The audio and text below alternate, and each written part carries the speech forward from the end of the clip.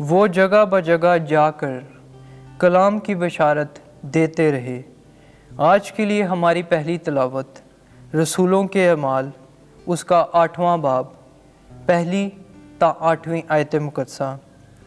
اس دن یروشلم کی کلیسیا کے خلاف سخت ایذا رسانی برپا ہوئی، اور رسولوں کے سوا وہ سب یہودیہ اور سامریہ کے علاقوں میں پراگندہ ہو گئے، اور دیندار مردوں نے استفانس کو دفن کیا اور اس پر بڑا ماتم کیا، اور شاؤل کلیسیا کو تباہ کرتا رہا۔ وہ گھر گھر گھس کر اور مردوں اور عورتوں کو گھسیٹ کر قید کراتا تھا۔ پس جو پراگندہ ہوئے تھے وہ کلام کی بشارت دیتے پھرے، اور فیلبوس سامریہ کے ایک شہر میں جا کر لوگوں میں المسیح کی منادی کرنے لگا، اور ان کرشموں کو سن کر اور دیکھ کر جو فیلبوس دکھاتا تھا، لوگ اس کی باتوں پر بلا اتفاق متوجہ ہوئے، کیونکہ بطیروں میں سے جن میں ناپاک روحیں تھیں وہ بڑی آواز سے چلا کر نکل گئیں، اور بہت سے مفلوج اور لنگڑے شفا یاب ہوئے۔ اس لیے اس شہر میں بڑی خوشی ہوئی۔ پاک کلام کے پڑھے اور سنے جانے پر خدا کی برکت ہو۔ زبور 66 جماعتی جواب۔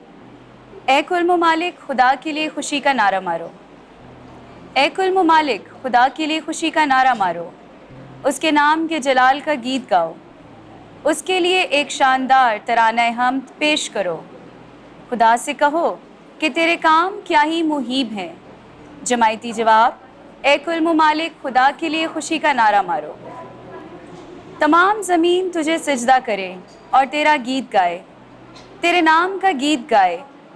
آ کر خدا کے کاموں کو دیکھو، بنین و انسان کے درمیان اس نے مہیب کام کیے ہیں۔ جماعتی جواب۔ اے کل ممالک خدا کے لیے خوشی کا نعرہ مارو۔ اس نے سمندر کو خشکی بنا دیا، انہوں نے دریا کو پیدل عبور کیا۔ اس لیے آؤ ہم اس میں خوشی منائیں، وہ اپنی قدرت سے ابد تک حکمران ہے۔ جماعتی جواب۔ اے کل ممالک خدا کے لیے خوشی کا نعرہ مارو۔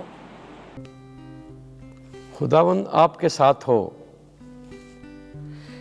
انجیل مقدس یوحنا کے مطابق خداوند تیری تمجید ہو۔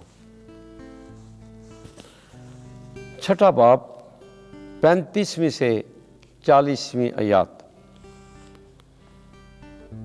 میرے باپ کی مرضی یہ ہے کہ ہر ایک جو بیٹے کو دیکھتا ہے ہمیشہ کی زندگی پائے گا۔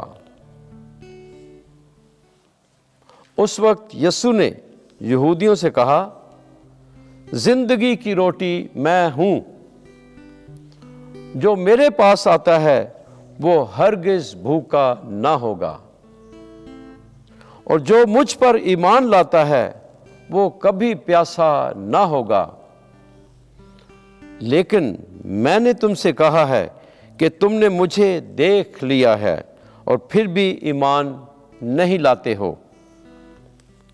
سب کچھ جو باپ مجھے دیتا ہے وہ میرے پاس آ جائے گا، اور جو میرے پاس آتا ہے میں اسے ہرگز نکال نہ دوں گا، کیونکہ میں آسمان پر سے اس لیے نہیں اترا کہ اپنی مرضی پر چلوں، بلکہ اس کی مرضی پر جس نے مجھے بھیجا ہے۔